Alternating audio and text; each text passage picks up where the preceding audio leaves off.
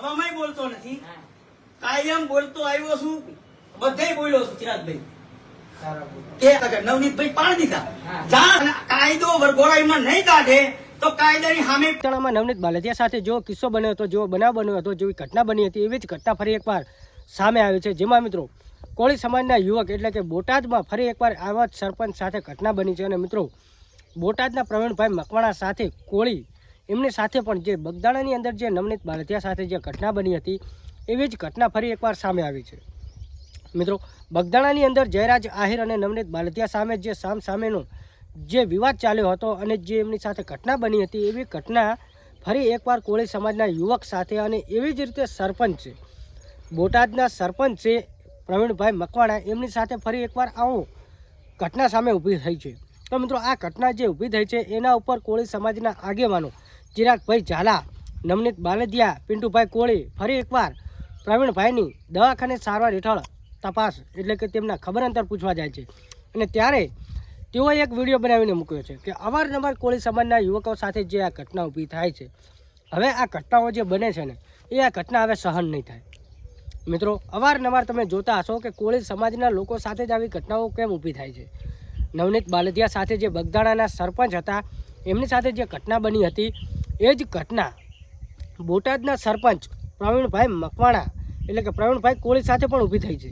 તો શું કોળી સમાજના લોકો ફક્ત ને ફક્ત આવું કરવા માટે જ આવે છે કે એમની સાથે આવી ઘટનાઓ ઊભી થાય એની જ લોકો રાહ જોઈ રહ્યા હોય છે? તો મિત્રો પિન્ટુભાઈ કોળી અને ચિરાગભાઈ ઝાલા આ બધા અત્યારે પ્રવીણભાઈની દવાખાને સારવાર હેઠળ જ્યાં છે ત્યાં એમને મુલાકાત કરવા જાય છે. અને મુલાકાત કરતાં રાવડી નામનો પણ કોઈ કોળી સમાજનો આગેવાન એમને તો ખુલ્લે આમ કહ્યું છે કે હવે આ અન્યાય સહન નહીં થાય. તો મિત્રો શું કોળી સમાજના યુવાનો સાથે જ આવી ઘટનાઓ કેમ બને છે? આ પણ સૌથી મોટો એક સવાલ છે. જોવા જઈએ તો કોળી સમાજ ગુજરાતની અંદર બહુ બોળો સમાજ છે, છતાં પણ એમની સાથે આવો વ્યવહાર કેમ થતો હોય છે? પિન્ટુભાઈ કોળીનું પણ એવું કહેવું છે, નવનીત બાલદિયાનું પણ એવું કહેવું છે, ચિરાગભાઈ ઝાલાનું પણ એવું કહેવું છે, જે સમાજના સારા એવા આગેવાન છે. સમાજના લોકોને જ્યારે ક્યાંક જરૂર પડે છે ત્યારે આ આગેવાનો ખડે પગે ઊભા હોય છે.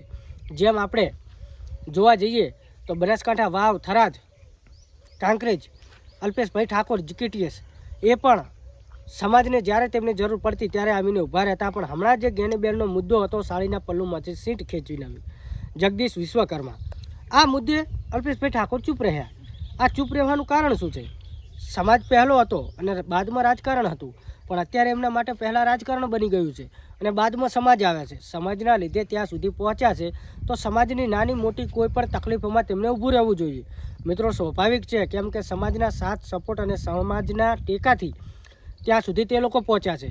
તો સમાજનો તેમને ઉપકાર ભૂલવો ન જોઈએ, પણ ભૂલી ગયા છે.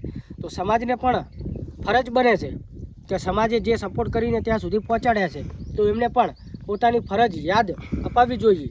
જ્ઞાનીબેન સાથે મુદ્દાની વાત નથી કે જ્ઞાનીબેન સાથે જ મુદ્દો બન્યો છે કે જ્ઞાનીબેનના સાડીના પલ્લુમાંથી સીટ ખીંચી જવી.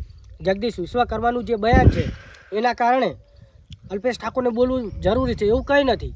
અલ્પેશ ઠાકોરને એ વાત વિચારીને બોલવું જરૂરી છે કે બનાસની બેન જ્ઞાનીબેન, તો બેન ઉપર વાત આવે તો ભાઈઓ તો બોલવું જરૂરી છે, પણ નથી બોલ્યા. આ વિશે તમે લોકો શું કહેવા માગો છો? અને એવી જ રીતે કોળી ઠાકોર સમાજના આગેવાન છે ચિરાગભાઈ ઝાલા, પિન્ટુભાઈ કોળી અને નવનીત બાલદિયા, એ પણ અત્યારે જે બોટાદના સરપંચ સાથે જે ઘટના બની છે એ ઘટનામાં ખુલ્લેઆમ મેદાનમાં આવ્યા છે. જેવી રીતે અલ્પેશ ઠાકોરને મેદાનમાં આવવું જરૂરી હતું પણ નથી આવ્યા. તો આ જે રાજકારણમાં જોડાયા વગર જે સમાજનું કામ કરી રહ્યા છે ને ચિરાગભાઈ ઝાલા, પિન્ટુભાઈ કોળી, નવનીત બાલદિયા, આવા આગેવાનોને જરૂર છે. પણ મિત્રો અત્યારે તે જે આપણે આગેવાનો છે એ તો જોવા મળતા નથી. પણ અત્યારે જે બગદાણાનો જે વિવાદ ચાલ્યો હતો એવી જ રીતે ફરી એકવાર બગદાણાના સરપંચ નવનીત બાલદિયા સાથે ઘટના બની હતી અને અત્યારે બોટાદના સરપંચ પ્રવીણભાઈ મકવાણા, પ્રવીણભાઈ કોળી સાથે આવી ઘટના ઊભી થઈ છે. તો શું હવે સમાજને આ બધું દેખાતું નથી? કેમ કે અવારનવાર આવા કિસ્સાઓ બનતા હોય તો સમાજને થોડું તો ધ્યાન દોરવું જોઈએ કે આપણા સમાજના લોકો સાથે આવું કેમ થાય છે.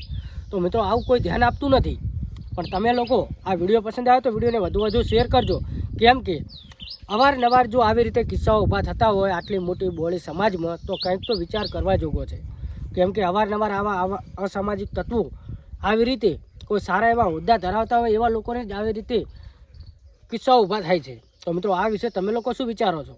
અને તમારા લોકો આ વિશે શું કહેવું છે? ચિરાગભાઈ ઝાલા, પિન્ટુભાઈ કોળી, નવનીત બાલતિયા, જે અત્યારે એમનો એક વિડીયો વાયરલ થઈ રહ્યો છે, વિડીયો જુઓ અને વિડીયો જોયા બાદ તમે લોકો શું કહેવા માગો છો કમેન્ટ કરવાનું ભૂલતા નહીં. બાકી વિડીયો વધુમાં વધુ શેર કરો ને અત્યારે જે વિડીયો વાયરલ થઈ રહ્યો છે એ વિડીયો જુઓ અને વિડીયો જોયા બાદ તમે લોકો શું કહેશો કમેન્ટ કરજો. અને ફેસબુકમાં જોતા હોય તો આપણા પેજને ફોલો કરજો અને યુટ્યુબમાં જોતા હોય તો ચેનલને સબસ્ક્રાઈબ કરજો. બાકી અત્યારે જે વિડીયો વાયરલ થયો તો વિડીયો જુઓ અને સમાજના આગેવાનોને હવે જાગવાની જરૂર છે, અથવા સમાજને જાગવાની જરૂર છે કે સમાજના લીધે આગળ પહોંચ્યા છે તો હવે સમાજને થોડાક તો કંઈક કામમાં આવો.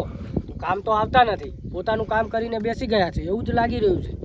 બાકી આગેવાનોને હવે ટકોર કરવાની તમારી જવાબદારી છે. બાકી આ વિડીયો અત્યારે વાયરલ થઈ રહ્યો છે બગદાણા જેવી ઘટનાનો, એ વિડીયો જુઓ અને બને એટલો વિડીયો શેર કરો.